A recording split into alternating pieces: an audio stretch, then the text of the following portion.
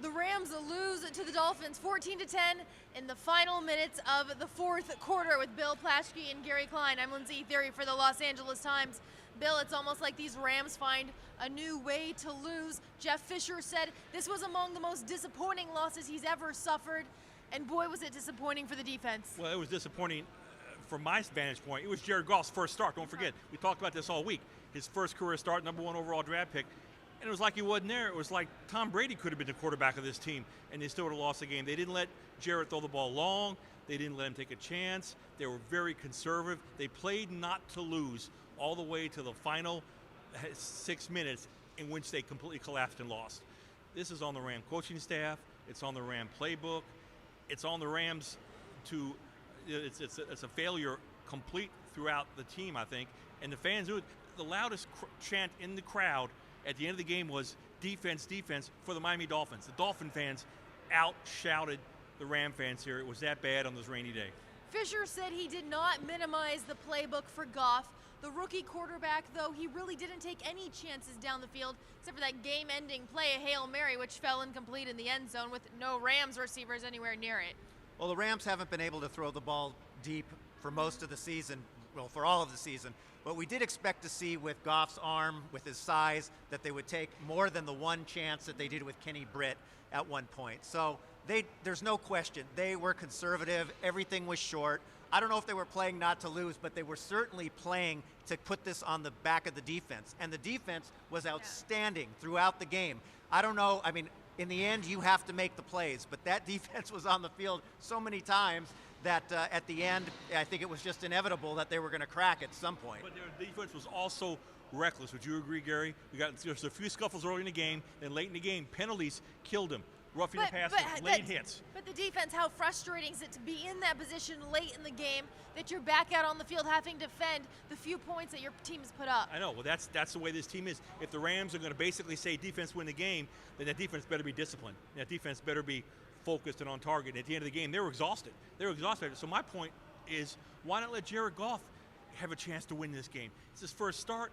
Look what Dak Prescott does. Look what Carson Wentz did. We talked about this all season long. Now he finally has the ball on the field, and they don't let him do anything.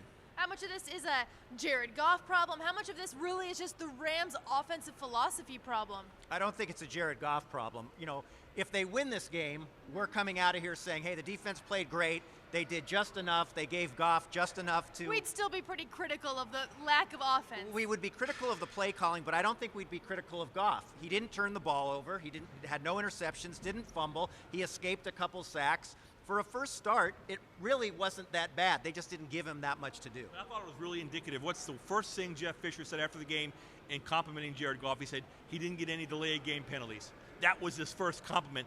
Seems like the bar is not set very high. The bar is not set right? high. Is that right, Gary? Well, I think you're right, because when we asked Goff what we thought he did best, one of the first things he said was get the team in and out of the huddle, get him to the line of scrimmage. But quite frankly, for a rookie quarterback playing in his first game, He did fine. that's kind of all they want. Everything else is icing on the cake. And he did enough to put them in a position to win, but ultimately they did. Jared Goff did fine, but Bill, the Rams break ground on their new stadium this week. They take their number 1 quarterback, they put him on the field, and then they lose a football game in the final 4 minutes. They were up 10-0. How deflating is this for the fan base? It was unbelievable, especially in the rain, where a lot of the fans left anyway. Then by the end of the game, most of them were gone. And the fans got to ask themselves, is it worth it to pay $100 to come here and fight the traffic and fight the long lines? The lines at the men's restroom today apparently were a mob scene in the pouring rain. Is that a first-hand experience? No, I would say I saw it. I just think, do you want to spend your money this way? And most of LA right now is going to say no. Finally, Gary, the Rams will hit the road. They'll go to New Orleans. They'll go to Foxborough. Those teams, they're bound to put up a lot more points. Of course, this defense is playing well, but the offense just has to produce more.